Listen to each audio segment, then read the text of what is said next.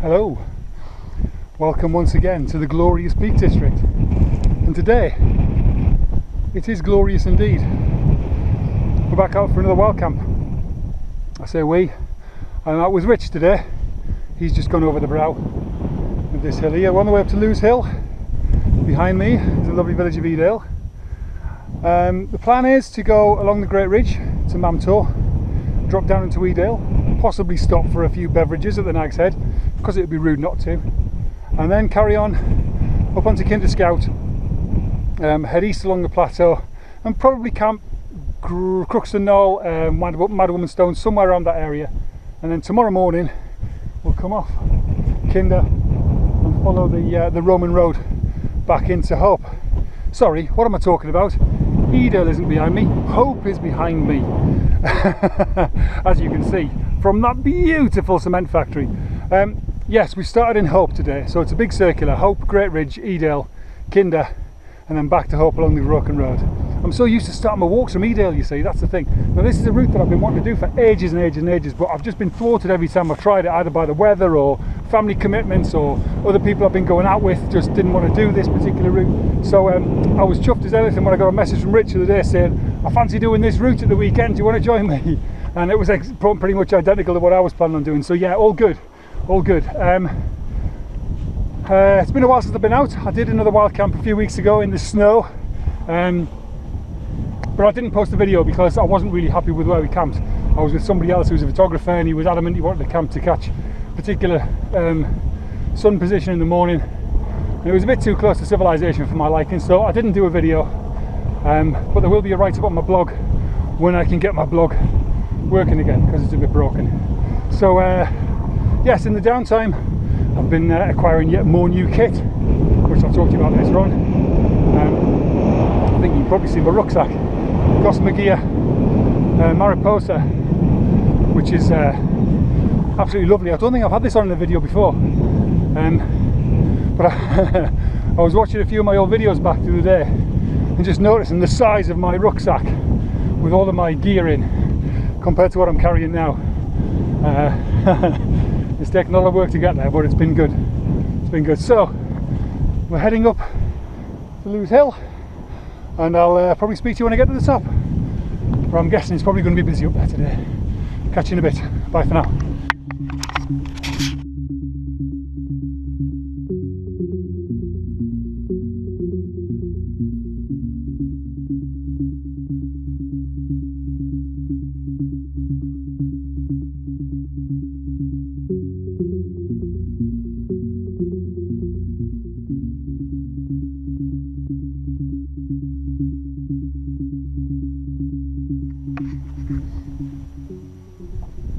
So we're looking back along the majestic Great Ridge to Lewes Hill. It's beautiful up here today. The forecast was for like high temperatures of like 12 degrees, and we're up well over 20, I'm pretty sure. Rich's little thermometer thing was saying 21.5 a minute ago, so yeah, I'm not complaining, it's lovely.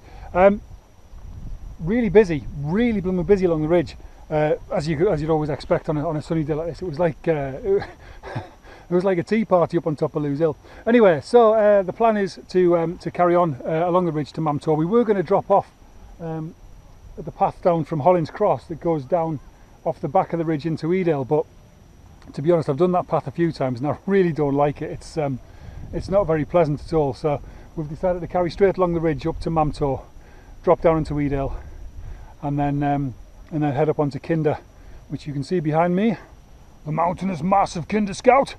Yeah, so it's turning out to be a really good day indeed. I am walking in, I have always been a sturdy boot man. I must wear sturdy boots. Goes back to doing my Duke of Edinburgh course in the 1980s when I was at school, and we had to wear sturdy boots. But I've actually, after 30 years, I've switched to sexy trail shoes. Innovate Rocklite 280s. It just kind of occurred to me, I'm working really hard to shed all this weight out of my backpack, but I was still walking around with massive big heavy boots on my feet, and I've finally given in and switched to trail shoes. And I tell you what, I am so glad I've done it. It's such a great, it just makes a massive difference. Everything's so much easier. Really pleased, really pleased. So yeah, well chuffed with these, well chuffed with these. So anyway, I'm going to crack on. I've got a lovely new cook system to show off as well. I've always got new kits, haven't I? I can't stop, I can't stop. So anyway, onwards to Mamtor, and I'll speak to you in a bit. Bye for now.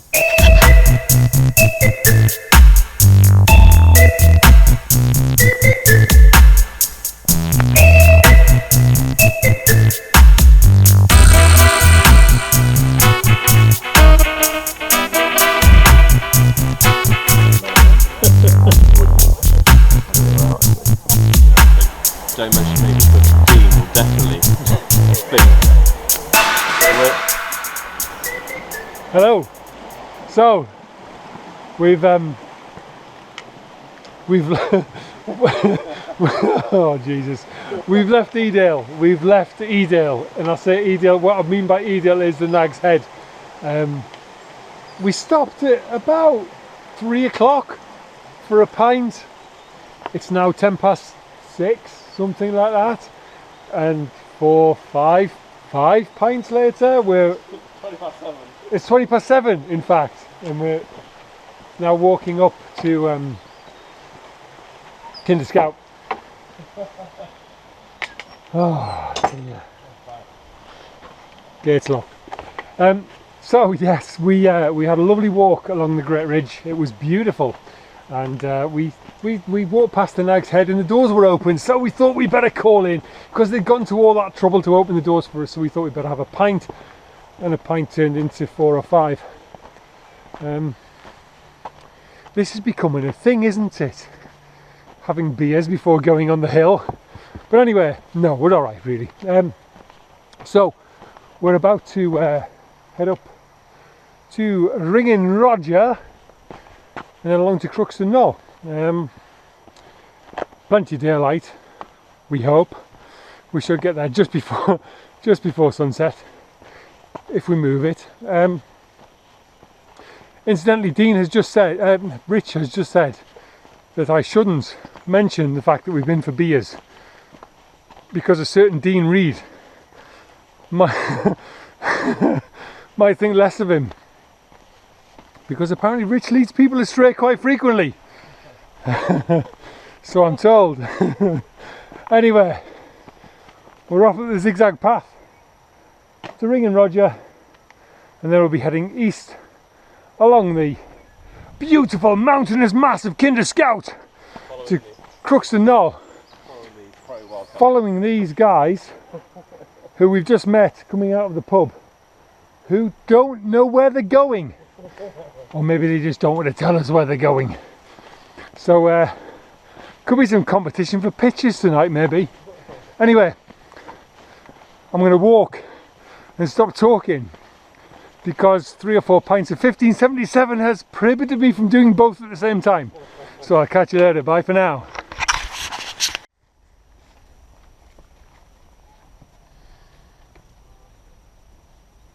Hello again. So, Ringin Roger. We have ascended Kinder Scout. Last of the evening light falling on the where are we on? Lord's Seat over there, as the last of the light falls across the top of the valley. It's a beautiful night, absolutely gorgeous. We're pushing for time a bit. The time is now 8:20, so we've probably got, realistically, we've probably got about 40 minutes of daylight to get from Ringin Roger to Crookstone Knoll. Do you think we're going to make it? Perhaps if I stop yakking and get moving, we might just do. Haha. Catch you in a bit. Bye bye.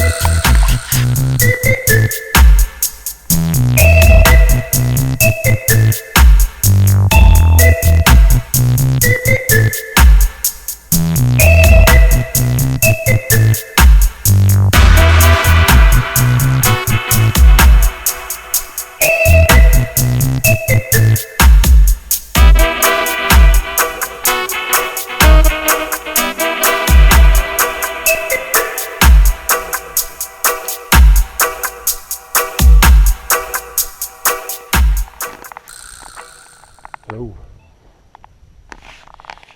So it is very late.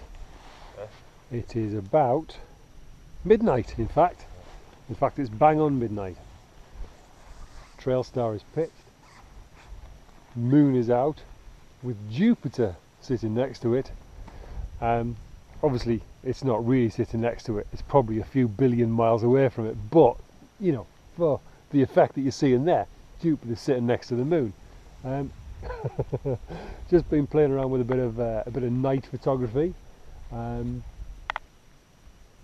Yeah, it's all good. So we're nestled in the now very famous sort of crag just along from Crookstone Knoll. I've camped here before on my Kinder Perimeter video. I camped here with my friend Dave, which was about a year ago now, maybe longer. It's a great little spot. It's nicely sheltered, and tonight it's perfect. We've got virtually no wind. There's a very, very slight breeze. Temperature's cold. It's probably down to touching freezing, I would guess. But it's so still, clear skies. Yeah, beautiful. Can't complain. Been a good day. We walked the full length of the Great Ridge from Hope and then stopped at Edale for beverages, as I think I've already told you. The effects of such beverages are starting to wear off now. We've had food, we've had coffee, we've had some photography, and now it's time for us to have some bed because it's late. So yeah, I shall catch you all bright and breezy in the morning.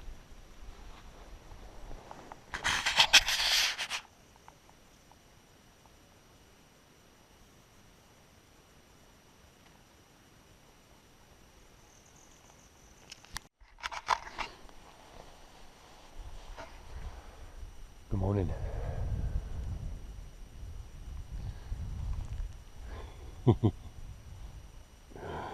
Isn't that just a lovely sight? It's about 5 o'clock, maybe a bit after now. I woke up about, in fact it's 5:30 now. I woke up at 4:45,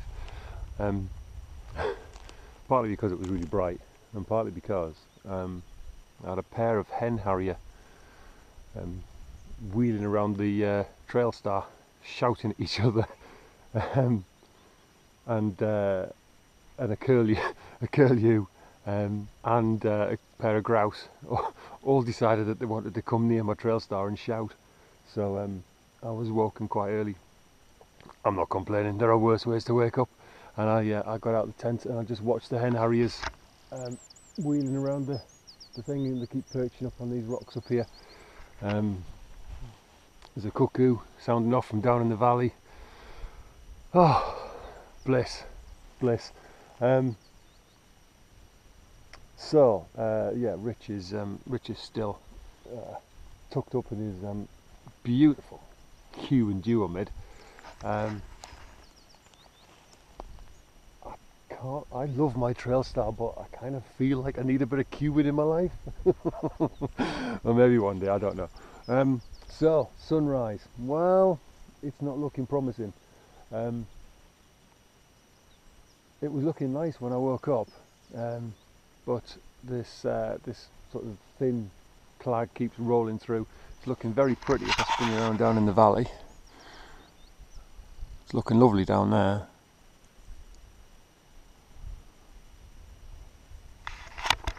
But yeah, not much in the way of a sunrise. So interesting night. I bought one of the, lots of people seem to be talking about them in a minute, the down bags from AliExpress from a company called Aegis Max, A-E-G-I-S, Aegis Max. It's a very, very, very cheap down bag, ethically sourced down, but the bag is stitched through, so it's not great, and it's got this horrible nylon zip thing that's got no baffle on it or anything, and the manufacturer's ratings say comfort of 8 degrees and then the limit of 2 degrees. Well, last night was probably pushing it. I think we must have got down to possibly down to freezing last night, and I was cold. I thought I'd give it a try. I knew it was going to be on the limit. Not sort of uncomfortably cold, but I was cold. There was a couple of points where I woke up and I was shivering, and I reached eventually for my Prima Loft and just pulled that into the sleeping bag with me and just wrapped it around me, which helped. Pretty much instantly I was better. But yeah, that's definitely just a summer bag. Yeah, I don't even think, because I brought my non-insulated mat out as well, and I kind of did think for a minute, well, if I bring the winter mat, but I don't think it was the insulation from underneath that was the problem. It was just the draft coming through that open zip, and just the fact that it is just like a very low quality bag. But it was only £44 delivered direct from AliExpress, so I'm not complaining, but I think I found its limit. Certainly for me anyway. But yeah, other than that, fine. I've played around with the nest, with the Pyronet inside the Trailstar over the last week or so. Spoken to a few people. Thanks very much for your help, Peter especially. And I've managed to get it. It's not the way that the manufacturer says to put it. I've got it swung so it's just to the right of the entrance, which is not how it says on Bearpaw's website. But it works lots better that way, I think. And it was a bit, and I've also siliconed the floor, so I wasn't skidding around as much. Still a little bit. I still have to get up and move things around once, I think, but it's certainly better than it has been. Much better. So yeah. All in all, a good night. I love this little spot, you know. I don't think we've been bothered by sheep in the night either. Last time I camped here was on my Kinder perimeter camp. And I had the mini peak then, and I had a very curious sheep, and she kept coming in to pretty much coming into the tent. She was coming right up and looking at me as I was cooking me tea, sitting in the doorway. And then I was woken in the early hours by this snuffling noise, and she was poking her nose under the fly sheet. but no, not this time. It's not as far as I'm aware anyway. I certainly didn't hear them. So yeah, good night. Going to get a brew on now and some breakfast. Got some porridge with some of my dehydrated apple chunks and raisins and stuff chucked in it, so that should be nice. Get a brew on with my new cook system, so I'll probably talk to you a bit about that in a minute once I get that going. Happy days. God, it's gorgeous here. Dead calm. It's so still. There's no breeze at all. It's lovely. Anyway, brew time.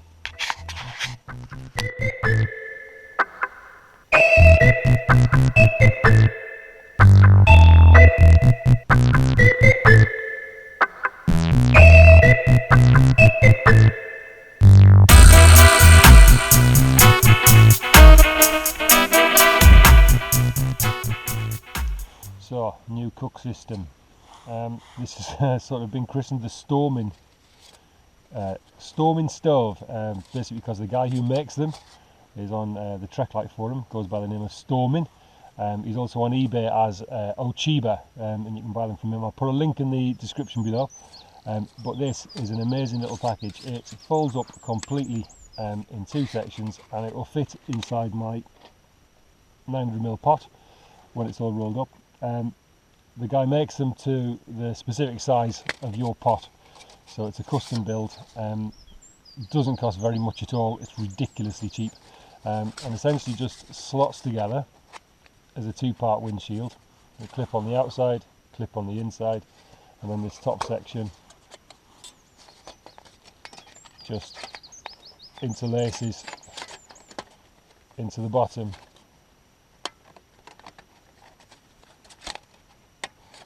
And if I manage to go all the way around without it popping out at the beginning, I'll be amazed, because I don't think I've managed it yet.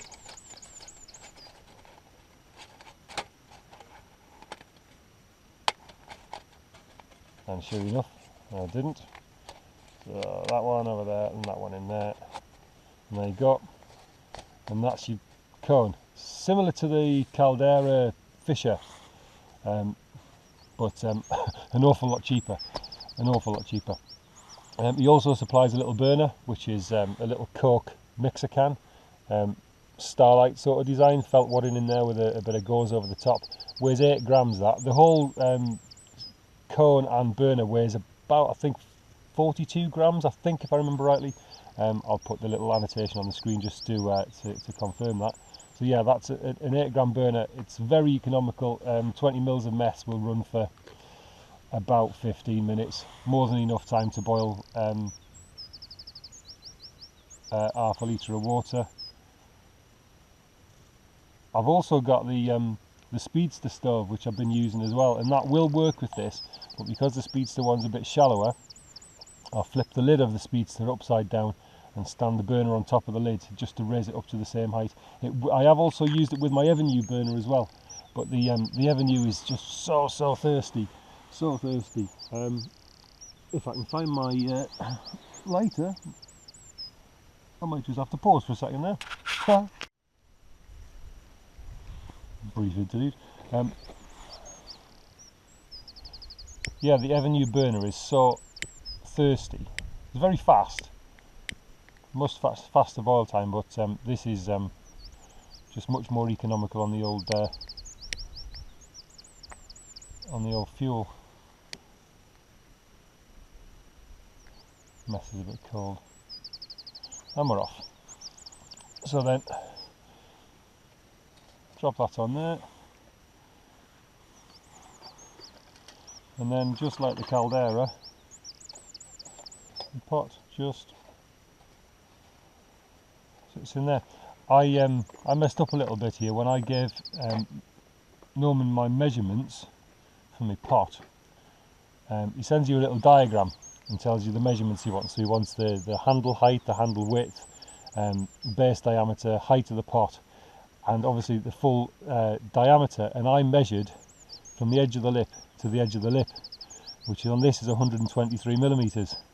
But what he actually wanted, which is pretty obvious now, was actually the internal diameter, so that the cone would fit. So this cone's actually a little bit too big for the pot, which is why I had to sort of manipulate it in. If I'd given him the correct measurements, that would just drop directly straight in. But there you go, that should take about 7 or 8 minutes to boil half a litre of water, and then I can have some porridge. Great little system, about 15 quid. Obviously you just provide your own pot. And also, I've just had Paul from Treadlight Gear, shameless plug, make me this Cuban fibre stuff sack, and the whole lot, burner, cone, my little DIY mug made out of a measuring jug from Tesco's, the whole lot fits in here and all goes in this stuff sack. The whole lot altogether weighs 230 grams, which is pretty amazing, It's such a good system. Loads of people have jumped onto this and are buying these now because yeah, it's the perfect system, I think. Anyway, I'm going to get this boiling and have a brew.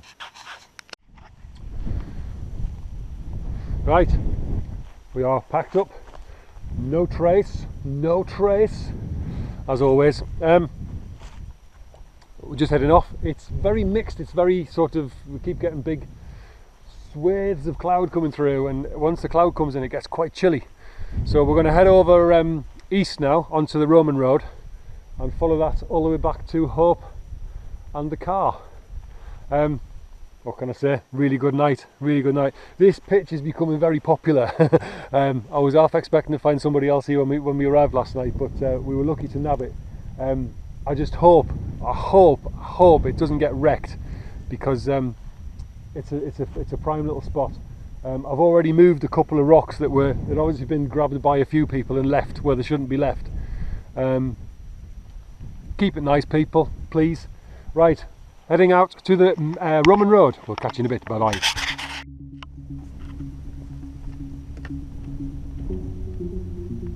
So looking back to where we camped last night, just under that crag.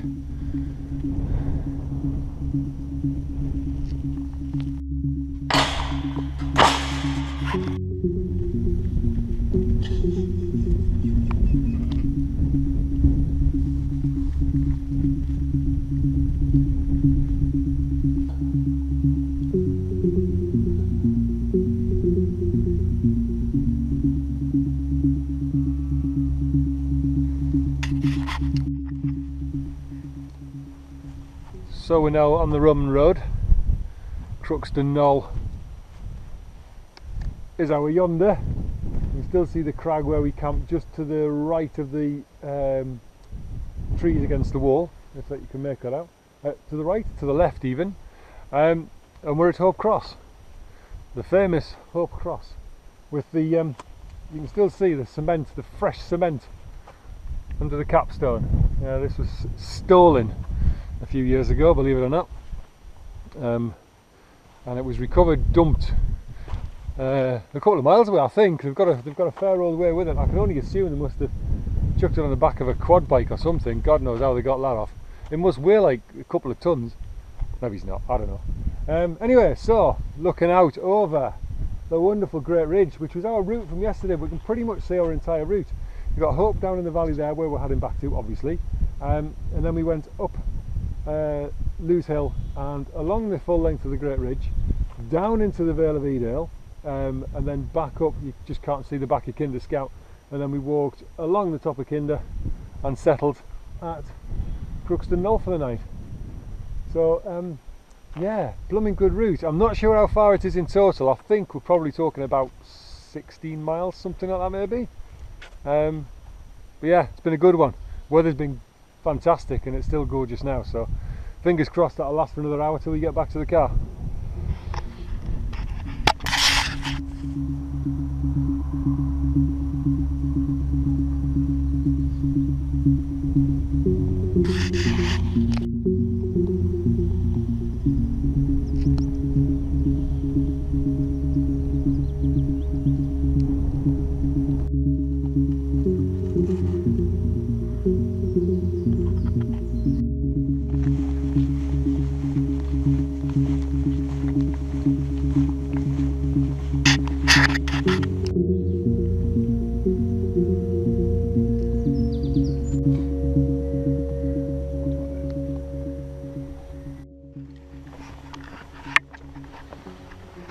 So another wonderful walk in Wildcamp comes to an end.